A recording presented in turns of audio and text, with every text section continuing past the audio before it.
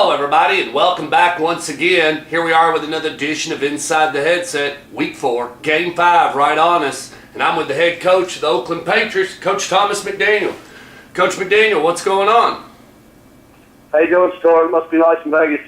It is. I'm out here at a convention and they haven't beat up on me too bad. I've lost about 100, but Sonny pushed last night. I did put a little sugar on him, but the bet pushed. He had it at 1-1 at the end of 5, and it was a good game, but a lot of fun. Out here making some contacts, trying to make some sales. Took some customers out to dinner last night, just doing my thing. But let's move on with you. Oakland Patriots, you had that game on Friday night, took on Arlington. Talk a little bit about the game, and just seemed like to me, I've looked over the video a couple of times, just seemed like to me, was it just me or Arlington really couldn't get anything going? It was just like one bad mishap after another, if you ask me.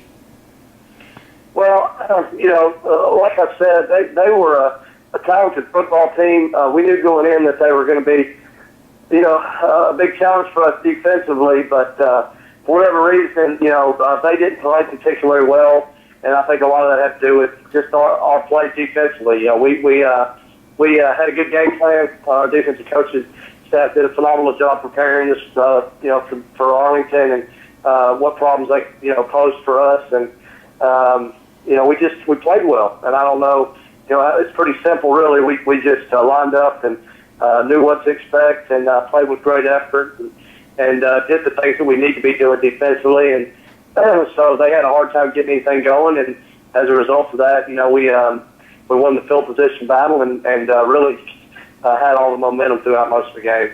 They didn't have very many first downs. Speaking of your defense, I mean, I think you, compared to the first half to the second half, your kids were right on top of them from start to finish. Yeah, I mean, I think they managed 90-some yards of offense in the game, which with an offense like that, with the tempo and the no-huddle spread stuff that they do, that in and of itself is a pretty impressive accomplishment. But they had one first down in the first half, and we pretty much shut the running game completely down, which made them be one-dimensional. And once when you're defending somebody, especially spread, when you're defending somebody, you pretty much know they're going to throw it. It allows you kind of have a beat on what they're doing, and we really didn't do anything different in the second half.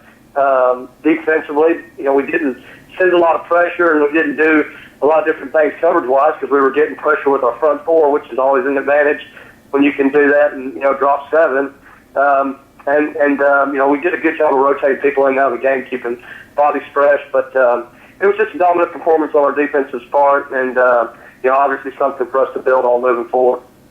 Tough deal Friday night. Lost one of your weapons, Tyler Black, on a punt return, but I got to give the kid credit, man. He was going full speed when that happened, and it would happen right in front of you. So I'm sure it was a painful experience as you watched and everything. I understand he's in surgery right now and everything, and we wish him well, Coach.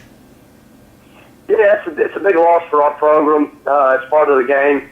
I've been coaching long enough to understand it's going to happen. And some years it happens more times than others. Hopefully this doesn't start a trend for the rest of our season because I think it's been pretty well documented that last year we had bad luck when it came to the injury bug. But he's he's an important weapon for us.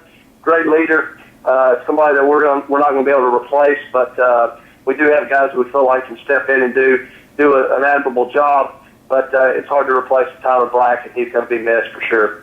If things go well and you guys continue to stay on course, what are the doctors saying that if everything went well, could he make it back by the end of the season, or is it done?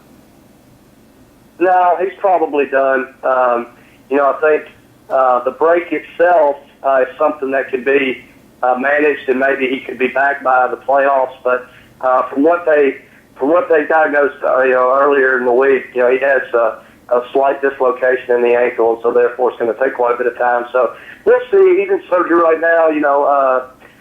I ate lunch with him yesterday. He's in good spirits. He's obviously disappointed, but he understands it's part of life, and he does still have next year to look forward to. And I'm sure once he's feeling better, he'll come back out and help us at practice. But not to say that it's completely ruled out that it'll get back this year, but right now, it's highly unlikely. You let somebody else had to take his place, and you slipped up and let number 11 grab the ball, and he made a couple of nice runs up the middle. Talk about him and his advancement.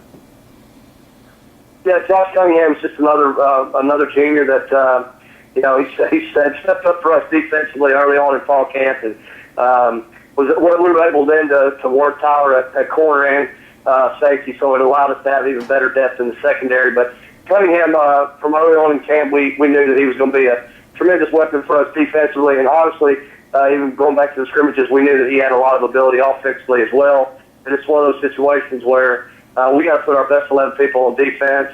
That's philosophically kind of the way we feel we have to build our team. And that being said, he has to start on defense and has a limited role for us offensively right now. But he understands that, very unselfish, knows what he has to do to help our football team at this moment. And he'll be utilized in the offensive part of the game, and sparingly.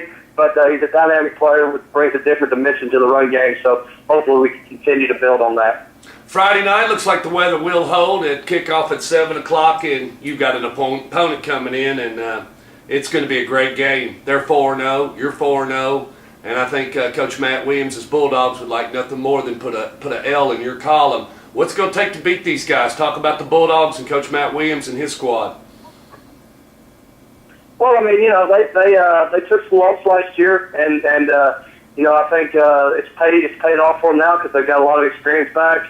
I think Coach Williams has weathered the storm, so to speak, and persevered through that tough time they had, and I give him a lot of credit and his staff for what they were able to accomplish this off season and this summer, because obviously they're a much improved football team. They're 4-0, so that speaks for itself. So I think they're ranked number 10 in the state, and that, so that's kind of a credit to where they've taken their program in comparison to 12 months ago.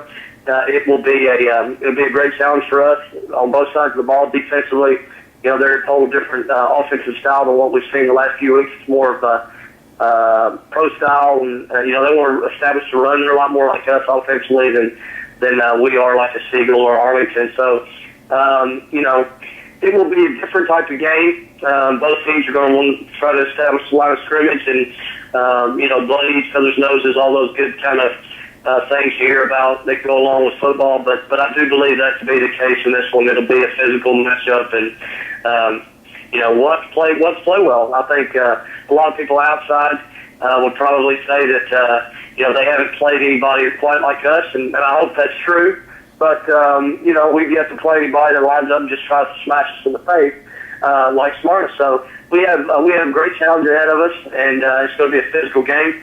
They always play well against us, and we always have some tough contests with Smyrna, and this one will be no exception. It's just that we're both 4-0, and, there's a lot at stake. So it's going to be exciting. It's going to be a great atmosphere. I know they're going to bring a lot of fans. Obviously, after what they went through last year, I know Smyrna has a lot of pride in their program, in their community, a lot of rich football tradition to it, and they'll be jacked up, ready to go, and I'm sure we will too. So it'll be another Friday. I think this is the fourth week in a row we've played a ranked opponent, so this will be another test for us to see how good of a football team we are, and hopefully we can build on the things we did well last Friday. Offensively, we did some things different as far as philosophically. I talked to you about last week us needing to establish the passing game and spread the ball around. I thought we did a much better job of doing that Friday, and we'll need that to keep them on their toes and, make them defend the whole field just like they'll try to do the same to us. But it'll be fun, another battle in 7 AAA, and this should be a great ball game. One last thing, it seems like fans and parents and everybody else and students, seems like it's catching on, Coach. The stands were full, and they're shaking the press box off a whole lot as we're trying to film, but it's a lot of fun to be a part of Oakland football right now, isn't it? Yeah, it's just a good time in Oakland, and we're getting better right now. Student body's been incredible. We've got, obviously got good support, and when things are going well and you're winning, everybody's happy. So, hopefully we can keep this momentum going and continue to build. And but right now our focus is Friday. trying to go out and, quite frankly, try to dominate Smyrna. And it will be a tall order for us to do that, but that's our goal. We're going to go out and try to impose our will on them. And I know that they feel like I know that they feel like they probably haven't been given enough credit and that they're a big underdog. But I know that we have not overlooked them, and we know that it's going to be a big test, and it'll be fun. Thanks a lot, Coach, for joining me. Well, that'll wrap it up. 7 o'clock Friday night at Patriot Field, other known as Ray Hughes Stadium. Kickoff will be at 7 o'clock. It'll be the Dogs and the Patriots. We'll be there with 2 views, so we'll see you at the game.